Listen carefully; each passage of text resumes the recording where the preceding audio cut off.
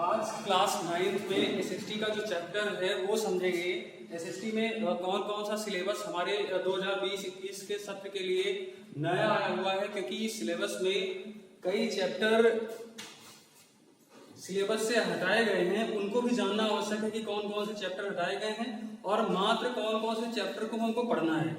इसके लिए जानना आवश्यक है कि कौन सा चैप्टर यहाँ से हटाया जा रहा है, क्योंकि अगर हमको ये जानकारी नहीं होगी तो हम पढ़ नहीं पाएंगे, क्योंकि हमको तो पूरा लेके चलना है। लेकिन जब हमको पूर्ण नॉलेज ये हो जाएगी कि मात्र केवल यही चैप्टर पढ़ना है, तो आसानी के साथ हम इस परीक्षा को अच्छे से निकाल सकते हैं। क्योंकि आपको पता है ये 9th है, लेकिन बोर्ड के पहले का है। 10th में अगर आप जाते हैं डायरेक्टली आप वहां पे पढ़ेंगे फ्रांसीसी क्रांति, यूरोप में समाजवाद, तो आपको थोड़ा सा नया लगेगा। लेकिन अगर वो चीज आप यहाँ पे डीपली पढ़ लें तो मेरा मानना है कि सेम सिलेबस से संबंधित थोड़ा सा डीपली होता है। सारी चीजें यही आपके बोर्ड एग्जाम में आने वाली होती हैं। इसलिए बहुत ही महत्वपूर्ण होता है कि 9th के सिलेबस को आप बहुत अच्छी तरह से अध्ययन कर लें। तो आइए देखते हैं। इसमें इतिहास में देखेंगे, पहला चैप्टर है फ्रांसीसी क्रांति। तो हमको ये फ्रांसीसी क्रांति पढ़नी है, ठीक है। पहला चैप्टर है फ्रांसीसी क्रांति, इसको पढ़नी है। दूसरा चैप्टर है यूरोप में समाजवाद, इसको भी हमको पढ़ना है। तीसरा है नात्सीवाद और हिटलर का उदय, हिटलर से संबंधित पूरा चैप्टर है, इसको भी हमें पढ़ना है। अब यहाँ पे चौथा और पांचवा लेसन आप देखेंगे। चौथा है जीविका व्यवस्था समाज उपनिवेशवाद, पांचवा है आधुनिक विश्व में चरवाहे। तो इन दोनों में से मात्र हमको कोई एक ही पढ़ना है, वो भी कंप्लीट चैप्टर, कोई एक चैप्टर। वो क्लास टीचर पर डिपेंड करेगा कि आपको कौन से चैप्टर को पढ़ाता है या आपको कौन से चैप्टर को समझाता है, ठीक। इसके बाद हम देखेंगे ज्योग्राफी, भूगोल।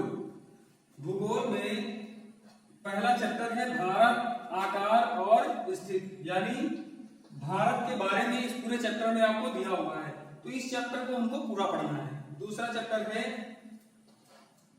भारत का भौतिक स्वरूप, ये भी आपको पढ़ना है। तीसरा चैप्टर है, आप थोड़ा सा उसमें किताब में अपनी टिक कर लीजिए कौन से चैप्टर हमको केवल पढ़ना है, कौन से नहीं पढ़ना है, इन पर हमको फोकस नहीं करना है। जब हमको ये पता चल जाएगा कि कौन सा चैप्टर पढ़ना है, तो आप अपने आप पता चल जाएगा कि हमको कौन सा नहीं पढ़ना है। जलवायु चैप्टर पढ़ना है। उसके बाद हमारा चौथा है प्राकृतिक वनस्पति तथा वन्य प्राणी, यानी ज्योग्राफी में मात्र और मात्र हमको 4 लेसन का अध्ययन करना है, और बाकी मैप से संबंधित क्वेश्चन भी इसमें से आपके सामने आएंगे। तीसरा है यूनिट है पॉलिटिकल साइंस, यानी राजनीति विज्ञान के अंतर्गत कौन कौन से चैप्टर हम पढ़ेंगे। पहला चैप्टर है लोकतंत्र क्या और लोकतंत्र क्यों, यानी लोकतंत्र से संबंधित चैप्टर है, इसको आपको पढ़ना अनिवार्य है। दूसरा है संविधान का निर्माण या संविधान निर्माण। संविधान निर्माण की जो प्रक्रिया है ये कैसे हुई, ये किस देश के बारे में पढ़ना है, मात्र दक्षिण अफ्रीका। ये आपको बहुत ध्यान रखना है, क्योंकि उस चैप्टर में भारत के भी संविधान निर्माण की प्रक्रिया को दिया गया है। तो हमको उस चैप्टर में मात्र, क्योंकि सीबीएसई ने जो सिलेबस डिसाइड किया है मात्र वही पढ़ना है। इसमें केवल हमको दक्षिण अफ्रीका के संविधान की प्रक्रिया के बारे में पढ़ना है, भारत के संविधान की प्रक्रिया के बारे में यहाँ पर हमको अध्ययन नहीं करना है। अगला है चुनावी राजनीति, ये भी पढ़ना है। चौथा चैप्टर है संस्थाओं का कामकाज, इसको भी पढ़ना है, यानी राजनीति विज्ञान में आपको 4 चैप्टर पढ़ना है।